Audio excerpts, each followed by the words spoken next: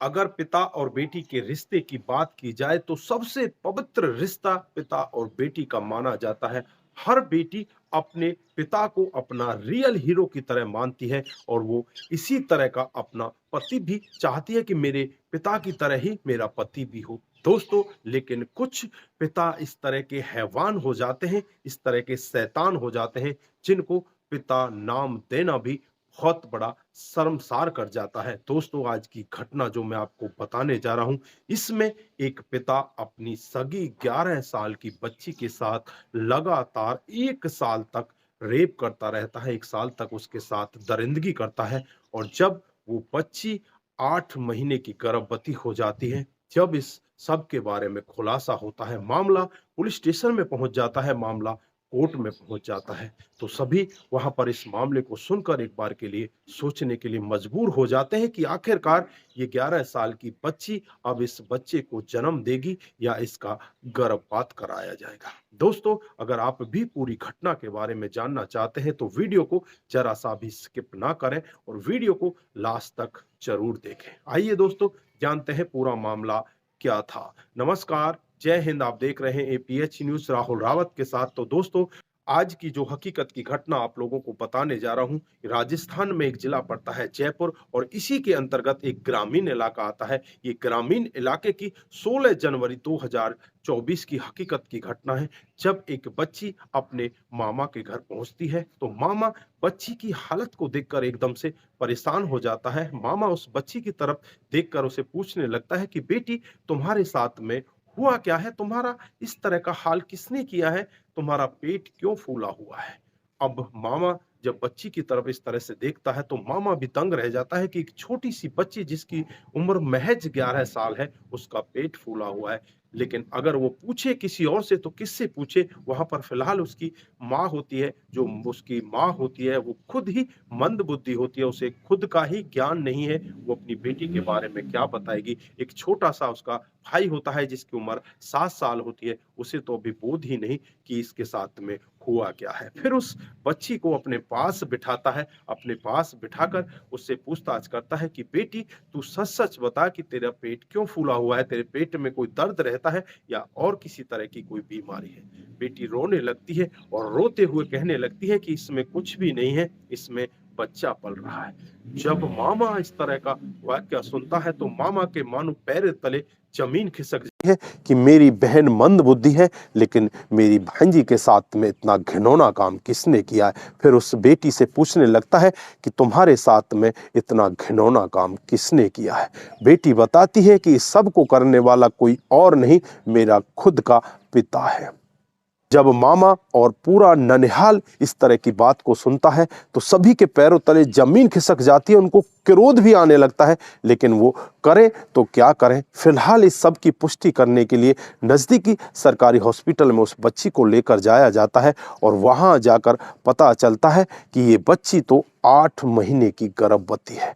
अब किसी को भी इस बात का यकीन नहीं हो रहा कि मात्र 11 साल की बच्ची इस तरह से कैसे गर्भवती हो सकती है।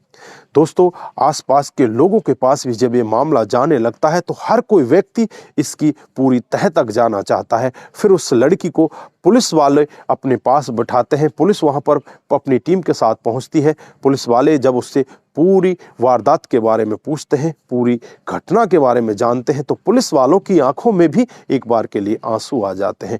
वो बेटी बताती है कि मेरी माँ तो मंद बुद्धि है, ये ज्यादातर अपने मायके में रहा करती है। जो मेरा छोटा भाई है वो भी नहीं कुछ ऐसा जानता, और जब पहली बार मेरी माँ अपने इस छोटे से बच्चे को लेकर मायके में आ जाती है, मैं घर पर अकेली रह जाती हूँ। रात को पिता घर पर आते हैं और आने के बाद मेरे साथ में जबरदस्ती छेड़छाड़ी करने लगते हैं। मैं उसका विरोध करती हूँ, शोर मचाने की कोशिश करती हूँ, लेकिन मेरा मुंह दबा दिया जाता है और पहली बार मेरा पिता मेरे साथ में रेप कर देता। मुझे भी नहीं मालूम होता कि ये हो क्या रहा है। उसके बाद फिर जब भी इसका मन करता, मेरी माँ यहाँ नहीं रहती, तो ये मेरे साथ में इसी तरह से लगातार रेप करता। ये पिछले 1 साल से ऐसा ही मेरे साथ में करता आ रहा है और मेरे को चाकू दिखाता है और चाकू की नोक पर मेरे साथ में रेप करता है और मेरे से कहने लगता है कि अगर इस सब के बारे में तूने किसी को बताने की कोशिश की तो तुझे तो जान से मार दिया जाएगा, तेरी माँ को मार दिया जाएगा, तेरे भाई को भी मार दिया जाएगा। मैं बहुत ज़्यादा डर जाती हूँ, सहम जाती हूँ। मैं करूँ तो क्या करूँ? मैं किसको बताऊँ कि मेरा खुद का सगा पिता मेरे साथ में इस तरह का घिनौना काम कर रहा है। उसके बाद जो मामा होता है, ननिहाल पक्ष होता है, वो डॉक्टरों से कहने लगता है कि साहब इस बच्ची का गर्भपात करा दीजिए। ये मामला जयपुर के हाई कोर्ट के अंदर पहुंच जाता है, वहां पर ये चलने लगता है। और वहां पर भी जब हाई कोर्ट में भी इसकी सुनवाई चल रही होती है तो पिता को तो पकड़ लिया जाता है, उसे जेल के अंदर बंद कर दिया जाता है। लेकिन यहाँ पर इस बच्ची का क्या किया जाए, इसका गर्भपात कराया जाए या इस बच्ची के साथ में क्या होगा?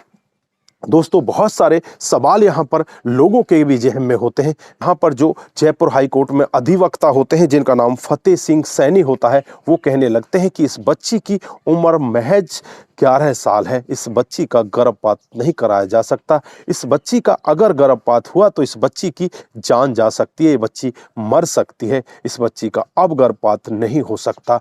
बच्ची का बचना ना बचना सब भगवान के ऊपर है। अब हम इसके बारे में कुछ भी नहीं कह सकते। इस बच्चे को जन्म ही देना होगा। अब उस बच्ची को फिलहाल के लिए बाल सुधार गृह में एक नर्सरी में रख दिया जाता है। उसकी देखरेख के लिए महिलाओं को ही वहां पर अपॉइंट किया गया है, क्योंकि जब भी कोई व्यक्ति, कोई पुरुष उस लड़की के पास जाता है तो वो लड़की बहुत ही बुरी तरह से रोने लगती है, सहम जाती है और सहम कर वो एक जगह ठिठुर कर बैठ जाती है। रोते हुए वो यही कहती है कि मेरे से दूर हो जाओ, मुझे तुमसे कोई बात नहीं करनी। दोस्तों, उस लड़की के अंदर इस तरह का भय बैठा हुआ है।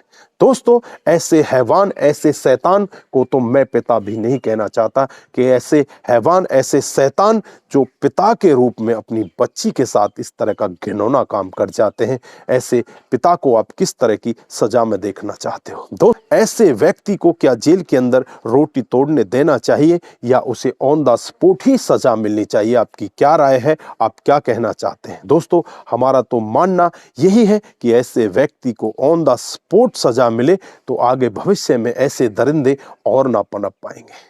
दोस्तों, यहाँ पर आप क्या कहना चाहते हैं? आपकी जो भी राय है एक बार कमेंट बॉक्स में जरूर दीजिएगा। दोस्तों, इस घटनाक्रम को सुनाने का उद्देश्य सिर्फ आप लोगों को जागरूक करना है, आपको बताना है कि हमारे समाज के अंदर ऐसे भैंसी दरिंदे भी घूम रहे हैं जो पिता का रूप लेकर आते हैं, लेकिन पिता जैसे उनमें एक तरह की भी कोई भी बात नहीं होती।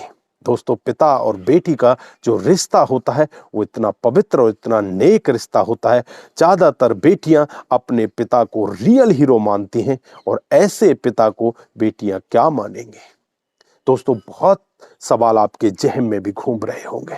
दोस्तों, इस वीडियो को ज्यादा से ज्यादा लोगों के साथ शेयर करने की जरूरत है। ज्यादा से ज्यादा लोगों के साथ शेयर करें और ज्यादा से ज्यादा लोगों को जागरूक करें कि आजकल बेटियां कहीं भी सुरक्षित नहीं रह गई है। ऐसे दरिंदों की वजह से अब लोगों को घर में भी डर लगने लगा है कि अपनी बेटियों को किस तरह से रखा जाए। यहाँ पर इस लड़की की जो माँ होती है वो तो मंद बुद्धि होती है, लेकिन पिता तो मंद बुद्धि नहीं था जिसने इतने घिनौने कर्म को अंजाम दे डाला।